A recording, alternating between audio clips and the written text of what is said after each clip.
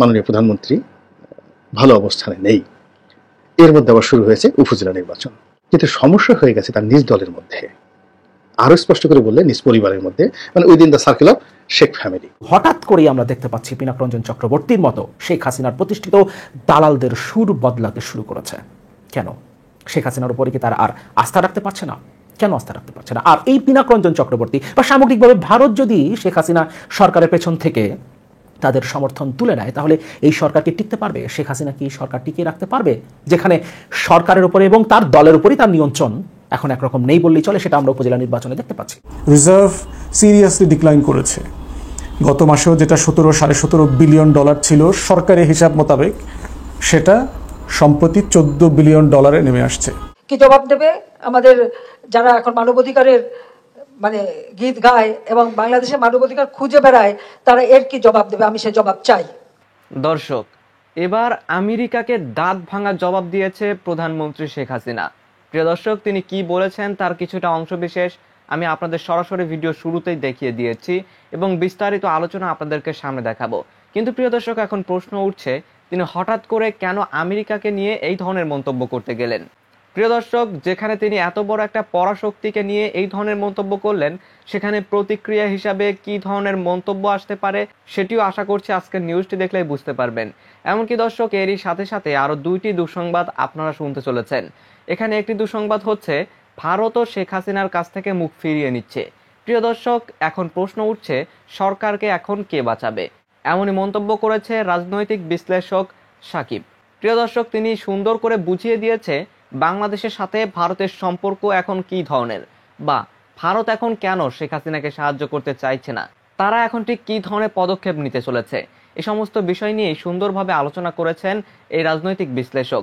এমনকি দর্শক, এরই সাথে সাথে আরো একটি দুঃসংবাদ হচ্ছে, ব্যারিস্টার আসাদুজ্জামান ফুয়াদ বলেছেন বাংলাদেশ সিঙ্গাপুর নয়, শ্রীলঙ্কা হতে চলেছে। প্রিয় দর্শক, এখানে শ্রীলঙ্কার নামটি উঠে এসেছে একটি কারণ, আর সেটি হচ্ছে ডলার সংকট, বা বাংলাদেশ এই মুহূর্তে কি ধরনের ডলার সংকটে রয়েছে সেটা সামাল দিতেও যে সরকার হিমশিম খাচ্ছে, সেটাকে উদ্দেশ্য করে তিনি এমন মন্তব্য করেছে। প্রিয় দর্শক, ডলার সংকটের কথা আমরা অনেকদিন ধরে শুনে আসলেও এবার এমন প্রকট আকার ধারণ করেছে যেটা থেকে বেঁচে ফেরা আসলেই মুশকিল। প্রিয় দর্শক, এজন্যই অনেকেই বলছে বাংলাদেশ এখন শ্রীলঙ্কার পথে, অর্থাৎ দেউলিয়ার পথে। তো দর্শক, এরই প্রেক্ষিতে তিনি কিছু প্রমাণ তুলে ধরেছেন আপনাদের উদ্দেশ্যে, যেটি এখন আপনারা দেখতে চলেছেন। তো দর্শক, আমি আর বেশি কথা বাড়াবো না, আপনাদের সরাসরি সবগুলো ভিডিও দেখাবো। তবে ভিডিওগুলো দেখানোর আগে বলি, যারা এখনো চ্যানেলটি সাবস্ক্রাইব করেনি সকলে চ্যানেলটি সাবস্ক্রাইব করে পাশে থাকা বেল আইকনটি বাজিয়ে দিবেন। আর যারা ইতিমধ্যেই সাবস্ক্রাইব করে রেখেছেন তাদের সকলকে অসংখ্য ধন্যবাদ। তো চলুন একটি লাইক দিয়ে আমরা ধারাবাহিকভাবে সবগুলো ভিডিও দেখে আসি। এখনো একটা দল যার কোনো মাথা মুন্ডু নাই নির্বাচন করবে না আমাদের অধীনে। আমাদের অধীনে নির্বাচন নিয়ে প্রশ্ন তোলার কে? তারা যাদের জন্মই হয়েছে ভোট চুরির মধ্য দিয়ে, তারা আবার প্রশ্ন করে কিভাবে? জনগণ বলুক।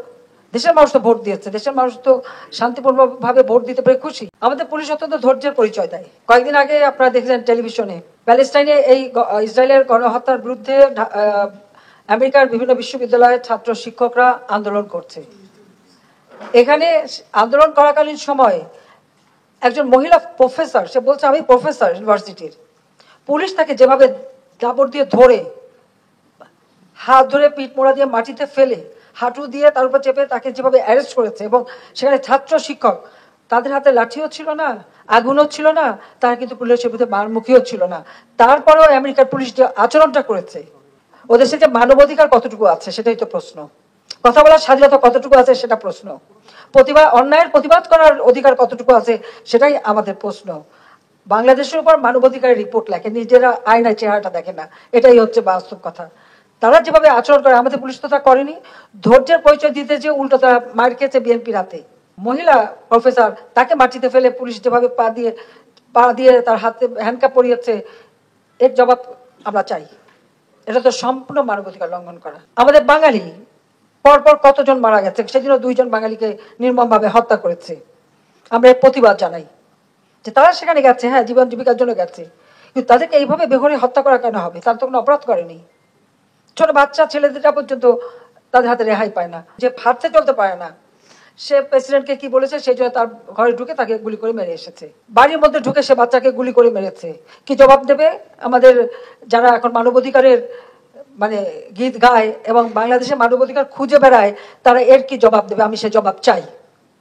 আমি সে জবাব চাই সেই মানবাধিকার সংস্থা, জাস্টিস ডিপার্টমেন্ট বা যারা আমাদের স্যাংশন দেয়, যারা আমাদের উপরে খবরদারি করে, তাদের কাছে আমার জবাব চাই আমি যে আমার বাঙালি কেন মারা যাবে। হঠাৎ করেই আমরা দেখতে পাচ্ছি পিনাক রঞ্জন চক্রবর্তীর মতো শেখ হাসিনার প্রতিষ্ঠিত দালালদের সুর বদলাতে শুরু করেছে। কেন? শেখ হাসিনার উপরে কি তারা আর আস্থা রাখতে পারছে না? কেন আস্থা রাখতে পারছে না? আর এই পিনাক রঞ্জন চক্রবর্তী বা সামগ্রিকভাবে ভারত যদি শেখ হাসিনা সরকারের পেছন থেকে তাদের সমর্থন তুলে নেয়, তাহলে এই সরকারকে টিকতে পারবে? শেখ হাসিনা কি সরকার টিকিয়ে রাখতে পারবে, যেখানে সরকারের উপরে এবং তার দলের উপরেই তার নিয়ন্ত্রণ এখন একরকম নেই বললেই চলে? সেটা আমরা উপজেলা নির্বাচনে দেখতে পাচ্ছি। যাই হোক, এই আলোচনায় আসবার আগে আরও কয়েকটা গুরুত্বপূর্ণ জায়গা নিয়ে কথা বলা দরকার। আমার এই চ্যানেলে আমি বেশ কয়েকটা ভিডিওতে বলেছি, ভারত শেখ হাসিনার উপরে বাজি ধরতে গিয়ে চরম ভুল করছে, নিজেদের জন্য চরম বিপদ ডেকে আনছে। ভারত অবশ্যই, যেটা বলছিলাম, 2018 সালে নির্বাচনে জিতে আসবার জন্য কিভাবে চীনের শরণাপন্ন হয়েছিল এবং তারপর চীনের সাথে সে কি ধরনের সম্পর্ক তৈরি করেছিল সেটা ভারত নিশ্চয়ই মাথায় রেখেছে, কিন্তু তারপরও তারা শেখ হাসিনার উপরে বাজি ধরেছে এবং এই বাজিতে তারা হারবে এবং সেটা সম্ভবত এখন তারা আস্তে আস্তে রিয়েলাইজ করতে শুরু করেছে। শেখ হাসিনা কয়েকদিন পরে ভারতে যাচ্ছেন, ভারতে নির্বাচন চলছে, নির্বাচনটা শেষ হয়ে যাওয়ার পর যারাই ক্ষমতায় আসুক, বিজেপি ক্ষমতায় আসুক কিংবা ইন্ডিয়া জোট ক্ষমতায় আসুক, নতুন সরকারের প্রধানমন্ত্রীর সাথে আমাদের প্রধানমন্ত্রী মানে ক্ষমতা দখল যিনি করেছেন শেখ হাসিনা, তিনি সাক্ষাৎ করবেন এবং স্বাভাবিকভাবেই তিনি সেই নতুন সরকারের প্রধানমন্ত্রীর সাথে সাক্ষাৎ করে আবার সহযোগিতা চাইবেন যাতে তিনি অবৈধভাবে বাংলাদেশের শাসন ক্ষমতায় টিকে থাকতে পারেন। কিন্তু তার সাথে সাথেই অর্থাৎ ভারত থেকেই তিনি চীনে যাবেন, কারণ তাকে এখানে ব্যালেন্স করতে হচ্ছে এবং এই ব্যালেন্সটা ভারত খুব ভালোভাবে নিচ্ছে না, চীনও খুব ভালোভাবে নিবে না, এটাও খুব স্বাভাবিক। এবং আমাদের মনে থাকবার কথা, যারা আমার এই চ্যানেলের ভিডিওগুলো নিয়মিত দেখেন, আমি দফায় দফায় বলেছি 2024-এর এই সোকল নির্বাচন, সাজানো নির্বাচনের মধ্য দিয়ে হাসিনা ক্ষমতায় যে এসছে, সে ক্ষমতায় টিকতে পারবে না। এর কারণ মার্কিন যুক্তরাষ্ট্র বা পশ্চিমা বিশ্বের চাপ না, বরং যে ব্যালেন্সটা সে ভারত এবং চীনের মধ্যে করতে সক্ষম হয়েছে এতদিন, সেই ব্যালেন্সটা সে এবার আর করতে পারবে না এবং এই কারণেই তাকে ক্ষমতা থেকে একটা সময় চলে যেতে হবে। এবং আমরা পরিষ্কার সেই বার্তাটা দেখতে পাচ্ছি, কারণ সে ভারত সফরে যাচ্ছে এবং সাথে সাথে সে আবার চীন সফরেও যাচ্ছে। কিন্তু এভাবেও কি সে টিকে থাকতে পারবে? শেখ হাসিনার প্রতিষ্ঠিত দালাল পিনাক রঞ্জন চক্রবর্তী তার আগের অবস্থান থেকে সরে আসার যে ইঙ্গিত দিয়েছেন, তার স্টেটমেন্টটা দেখলেই আমরা সেটা বুঝতে পারবো। তার স্টেটমেন্ট আমরা দেখবো, তার আগে আর একটা কথা একটু বলে নিই। আমাদের প্রধান শত্রু, আমরা কখনো চীনের দাবিদারি করেছি, আমরা কখনো ভারতের দাবিদারি করেছি, কখনো আমরা উভয়ের দাবিদারি করেছি, কখনো শেখ হাসিনার সরকার ক্ষমতায় টিকে থাকবার জন্য চীন, রাশিয়া, ভারত যখন যাকে প্রয়োজন হয়েছে ব্যবহার করেছে, যখন যাকে যেটা দেবার প্রয়োজন হয়েছে সেটা দিয়েছে। কিন্তু আমাদের প্রধান শত্রু এই সরকার, এই সরকার অবৈধভাবে ক্ষমতায় টিকে থাকবার জন্যই এই ফ্যাক্টরগুলোকে ব্যবহার করেছে এবং ব্যবহার করতে গিয়ে নিজেদের স্বার্থ, বাংলাদেশের স্বার্থ জলাঞ্জলি দিয়েছে। এবং ভারত, চীন, রাশিয়া তারা বাংলাদেশের এই সরকারকে, বাংলাদেশের সরকারের এই দুর্বলতাকে ব্যবহার করেছে। সুতরাং এই সরকার যতদিন ক্ষমতায় আছে, অর্থাৎ জনগণের ম্যান্ডেট ছাড়া একটা অগণতান্ত্রিক সরকার অবৈধভাবে ক্ষমতা দখল করে যখন বসে থাকে, তখন তাকে ক্ষমতায় টিকে থাকতে বিভিন্ন ধরনের ছাড় দিতে হয় তার প্রতিবেশী এবং দূরবর্তী আঞ্চলিক এবং বৈশ্বিক পরাশক্তিগুলোকে, এবং এই সরকার সেটাই করে যাচ্ছে। এই সরকারকে ক্ষমতা থেকে হটানোর জন্য, যেমন নির্বাচনের আগে আমরা পশ্চিমা বিশ্বের সহযোগিতা কামনা করেছি, অবশ্যই করেছি। পশ্চিমা বিশ্ব যখন বাংলাদেশের জনগণের আকাঙ্ক্ষার পক্ষে দাঁড়িয়েছিল, যখন ইউরোপীয় ইউনিয়ন কিংবা মার্কিন যুক্তরাষ্ট্র বাংলাদেশের জনগণের কণ্ঠে সুর মিলিয়ে যখন কথা বলেছিল, তখন আমরা তাদের সহযোগিতা কামনা করেছি। মার্কিন যুক্তরাষ্ট্র যখন বাংলাদেশের র্যাবের উপরে স্যাংশন দিল, বাংলাদেশের বেশিরভাগ জনগণ সেটাকে সমর্থন দিয়েছে, সেটাকে ওয়েলকাম জানিয়েছে। এমনকি আরও স্যাংশন আসলেও বাংলাদেশের জনগণ অখুশি হতো না, বরঞ্চ বাংলাদেশের জনগণ যখন ভিসা নিষেধাজ্ঞা আসলো সেটাকে গ্রহণ করেছে, হ্যাপিলি গ্রহণ করেছে, ওয়েলকাম জানিয়েছে। সুতরাং বাংলাদেশে গণতন্ত্র ফিরে আসা, শেখ হাসিনাকে যে অবৈধভাবে তিনি যে ক্ষমতায় বসে আছেন তাকে সেখান থেকে উৎখাত করবার জন্য কখনো যদি কোনো শক্তি আমাদেরকে সহযোগিতা করে, আমরা যদি দেখি কোনো শক্তি শেখ হাসিনাকে ক্ষমতায় এতদিন বসিয়ে রেখেছিল, সেই শক্তি যদি আবার শেখ হাসিনাকে উৎখাতের চেষ্টাও করে, তাহলে কি আমরা তার বিরোধিতা করব? আমাদের প্রধান শত্রু শেখ হাসিনার এই অবৈধ রেজিম।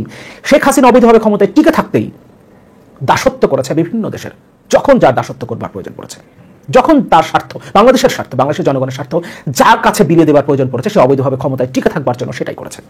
সুতরাং যদি কেউ এই সরকারকে উৎখাতের জন্য বাংলাদেশের জনগণের সুরে কথা বলে, বাংলাদেশের জনগণের পক্ষে অবস্থান নেয়, তাহলে বাংলাদেশের জনগণ নিশ্চয়ই তাকে প্রত্যাখ্যান করবে না। এই জায়গাটা আমাদের মাথায় রাখতে হবে, আমরা যেন কারো কোনো বক্তব্যে বিভ্রান্ত না হই, এই জায়গাটা আমাদের মাথায় রাখতে হবে। আমাদের প্রধান লক্ষ্য, আমরা যদি বাংলাদেশের জনগণের অধিকার প্রতিষ্ঠা করতে চাই, বাংলাদেশের জনগণকে তার ভোটাধিকার ফিরিয়ে দিতে চাই, তার সকল গণতান্ত্রিক অধিকার, মৌলিক অধিকার যেগুলো এই সরকার হরণ করেছে যদি ফিরিয়ে দিতে চাই, তাহলে এই সরকারের পদত্যাগ করাতে হবে, এই সরকারকে উৎখাত করতে হবে। এবং এই সরকারকে উৎখাত করবার জন্য যদি কোনো শক্তি, সেটা পশ্চিমা শক্তি হোক সেটা যে কোনো শক্তি যদি আমাদেরকে সহযোগিতা করে, আমাদের জনগণের পক্ষে যদি কথা বলে, আমাদের জনগণের সুরে সুর মিলে যদি কথা বলে, আমরা অবশ্যই সেটাকে ওয়েলকাম জানাবো। কিন্তু মাসখানেকের মধ্যেই পিনাকরঞ্জন চক্রবর্তীর সুর হঠাৎ পুরোপুরি বদলে গেছে। আমি মানবজমিন থেকে একটা রিপোর্ট পড়ি, হেডলাইনটা এরকম: বাংলাদেশ চীন সম্পর্ক কি চীন পাকিস্তানের মতো হচ্ছে? প্রশ্ন ভারতীয় কূটনীতিকের। এই কূটনীতিক পিনাকরঞ্জন চক্রবর্তী। ফের নতুন করে আলোচনা পিনাকরঞ্জন চক্রবর্তী। এবার সরব বাংলাদেশের চীনা প্রভাব বৃদ্ধি এবং এর ফলে ভারতের জন্য সম্ভাব্য সকল হুমকি নিয়ে মুখ খুলে। সম্প্রতি এসব বিষয়ে পিনাকরঞ্জন বেশ খোলামেলা কথা বলেছেন, যা সোমবার এবিপি লাইভে প্রকাশিত হয়েছে। জুলাই মাসের শুরুতে সম্ভাব্য ভারত সফরে দেশটির নতুন সরকারের সাথে প্রধানমন্ত্রী শেখ হাসিনার বৈঠক প্রসঙ্গে তিনি বলেন, এক দেশের নেতার অন্য দেশে সফরে যাওয়া নিয়ে এর আগে ভারতের কোনো সমস্যা ছিল না। চীন যে বাংলাদেশের গুরুত্বপূর্ণ উন্নয়ন সহযোগী, সে বিষয়টি আমরা ভালোভাবেই অবগত। কিন্তু প্রশ্ন হলো, এই সম্পর্ক কতটা বিকশিত হবে? সম্পর্কটা কি চীন ও পাকিস্তানের মতো হতে যাচ্ছে? আমরা জানি না, হয়তো তেমনটা হবে না, কিন্তু আমাদের সতর্ক থাকতে হবে। অর্থাৎ শেখ হাসিনার উপরে পুরোপুরি বাজিটা এখন আর শেখ হাসিনার এই দালালও ধরতে পারছে না। তিনি বলেন, তারা দুই দেশের মধ্যে ভারসাম্য আনতে চায়, অর্থাৎ শেখ হাসিনা সরকার দুই দেশের সাথে ভারসাম্য আনতে চায়। এক হাত ভারতে, অন্য হাত চীনে রাখতে চায়। প্রতিরক্ষার দিক থেকে দেখলে তাদের অস্ত্রশস্ত্রের প্রায় 70% চীনা উদ্ভূত। এভাবেই চীনারা দেশটিতে প্রবেশ করেছে, যদিও বেজিং 1976 সাল পর্যন্ত তাদের স্বীকৃতি দেয়নি। সাবমেরিন ঘাঁটিতে যদি চীনারা পোর্ট কল করে বসে, তাহলে প্রধানমন্ত্রী শেখ হাসিনা কি করবেন? তার ফলে চীনা সাবমেরিনগুলো বিপজ্জনকভাবে আমাদের জলসীমার কাছাকাছি চলে আসবে, বলছিলেন পিনাকরঞ্জন চক্রবর্তী। ভারত, বাংলাদেশ এবং চীনের মধ্যে আসল সমস্যার জায়গা হলো তিস্তা প্রকল্প। এমন মন্তব্য করে তিনি বলেন, যদি চীন তিস্তা প্রকল্পে জড়িত হয়ে পড়ে, তবে আমাদের জন্য বাস্তবেই সেটা সমস্যা হবে, কারণ তাতে চীনা শ্রমিকরা স্পর্শকাতর ভারতের শিলিগুড়ি করিডোরের কাছাকাছি চলে আসবে। তারা সেখানে ডিভাইস লাগানো থেকে শুরু করে ভারতের কৌশলগত দিকে নজর রাখা পর্যন্ত সকল ধরনের কার্যক্রম চালাতে পারবে। ওদিকে এবিপি লাইভ জানায়, শেখ হাসিনা জুলাই মাসের শুরুতে ভারত সফর করবেন বলে আশা করা হচ্ছে। আবার ওই মাসেই তিনি চীন সফর করবেন। সম্ভবত নবনির্বাচিত প্রধানমন্ত্রীর সাথে দ্বিপাক্ষিক বৈঠকের জন্য ভারত সফরে যাওয়া প্রথম বিশ্ব নেতা হওয়ার সম্ভাবনা রয়েছে শেখ হাসিনার। ওই সফরে তিনি বাংলাদেশের কৌশলগত ক্ষেত্রে ক্রমবর্ধমান চীনা পদচিহ্ন নিয়েও আলোচনা করবেন বলে আশা করা হচ্ছে, কারণ চীনের সহায়তায় $1.2 বিলিয়ন ব্যয়ে নির্মিত বাংলাদেশের প্রথম সাবমেরিন ঘাঁটি বিএনএস শেখ হাসিনা চট্টগ্রামের কক্সবাজার জেলার পেকুয়ায় গত বছর কমিশন হওয়ার পর থেকে নয়াদিল্লির উদ্যোগ বেড়েছে। সিঙ্গাপুরের অর্থনৈতিক অবস্থা কি? বাংলাদেশে তো বেশ কিছু খোঁজ খবর আপনারা পত্রিকা দেখতে পাচ্ছেন, কিন্তু বাংলাদেশ যেহেতু সিঙ্গাপুর হয়ে গেছে, এই জন্য এখানকার অর্থনৈতিক আসল চিত্রটা আমরা আসলে পাচ্ছি না। যে লেভেলের ফ্যাসিবাদী অ্যাটিটিউড আমাদের গণমাধ্যমের উপরে চলছে, এবং গণমাধ্যম নিজেই ফ্যাসিবাদের অংশীদার হয়ে সে আওয়ামী লীগের দালালি করে যাচ্ছে, এবং কোনো সঠিক তথ্য জাতিকে দেওয়ার যে ন্যূনতম দায়, এটা সে বোধ করছে না।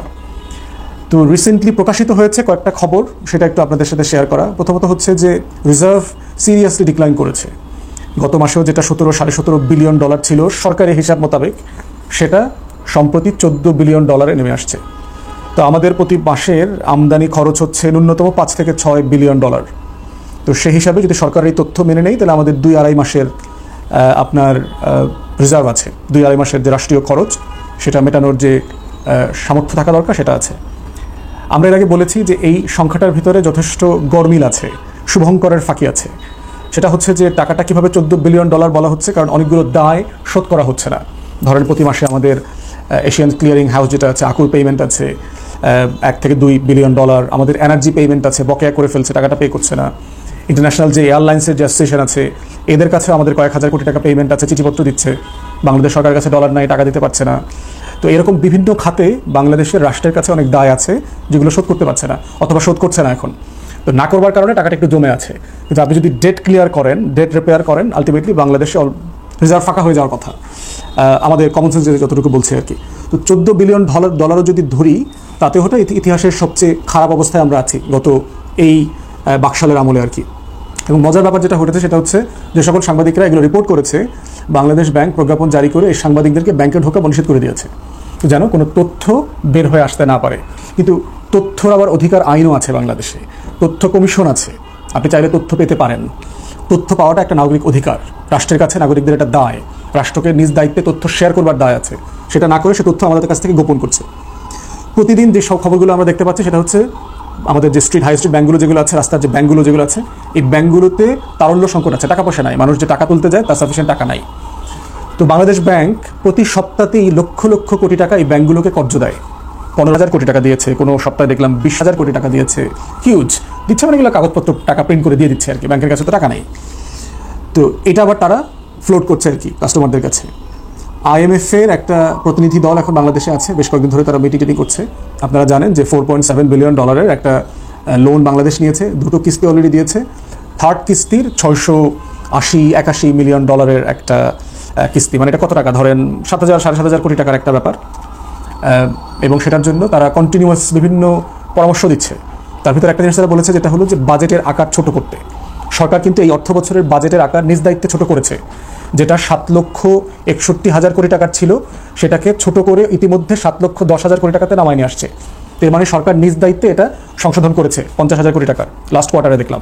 আর জুনের পরে যখন আবার সংশোধিত করে ফাইনাল বছরের বাজেটটা করবে, যে আসলে 23-24 সালে কত টাকা উঠছে, কত টাকা খরচ হয়েছে, বাজেট কতটুকু ছিল, সেই বাজেটটা আরও কমে যাবে। কারণ টাকা নাই তো, ইনফ্যাক্ট টাকা তো উঠে নাই, খরচ করবে কোত্থেকে, ঋণ তো পাচ্ছে না, তো খরচ করবে কিভাবে? তো এই বাস্তবতা IMF পরামর্শ দিচ্ছে যে আমাদের বাজেটের আকার ছোট করতে। আমাদের ধরেন ট্যাক্স ভ্যাট মিলে সব মিলে টাকা ওঠে 3 লক্ষ কোটি টাকার মতো, 3,20,000 কোটি টাকা, এরকম টাকা ওঠে আর কি, যদি সব কিছু ঠিকঠাক মতো ওঠে। এরপরে হচ্ছে কিন্তু আপনি খরচ করছেন তার ডাবলেরও বেশি। তো এই যে মানে ঋণ করে ঘি খাওয়ার যে বাস্তবতা চলছে, এটার কারণে যেটা হচ্ছে আপনার তো ঋণ জমছে। মাঝখানে দেখলাম যে বিদেশি ঋণ বাংলাদেশে ইতিহাসে সবচেয়ে বেশি হচ্ছে এই সরকারের আমলে হয়েছে, $100 বিলিয়ন ছাড়িয়ে গেছে বিদেশি ঋণ। মানে আওয়ামী লীগ আসার আগে ঋণ ছিল যা, সেটা সম্ভবত $23 বিলিয়ন ছিল সম্ভবত। এইটা এই 15-16 বছরে বেড়ে $100 বিলিয়ন ছাড়িয়ে গেছে। যদি আপনি মানে আভ্যন্তরীণ ঋণ ধরেন তো হিউজ, প্রায় $250 বিলিয়ন, $300 বিলিয়ন কাছাকাছি চলে গেছে, এই পরিমাণ ঋণ হয়ে গেছে। তো বাজেট ঘাটতি ব্যাপকভাবে চলছে, কোনো উন্নয়ন প্রকল্প হাতে নিতে পারছে না। আমরা দেখলাম যে উন্নয়ন বাজেটের যে পরিকল্পনা ছিল তার মাত্র 42% কাজ হয়েছে, সেখানে মাস আছে আর 2টা। তো এর মানে হচ্ছে যে আপনি 10 মাসে মাত্র আপনার উন্নয়ন কাজের 42% হয়েছে, বাকি 2 মাসে আর কতটুকু করবেন আপনি? আরও 4% হইল, 8% হইল, তাতে তো আপনি 50-60% হবে সর্বোচ্চ, প্র্যাকটিক্যাল না। আর এই সময়টা উন্নয়ন ব্যয় হচ্ছে, ব্যাপক লুটপাট হবে। আমলারা, ঠিকাদাররা, সরকারি দলের নেতাকর্মীরা সবাই মিলে চক্র করে করে বাজেটের টাকা শুধু খরচ করবে, কোনো কাজ করবে না, লুটপাট হবে।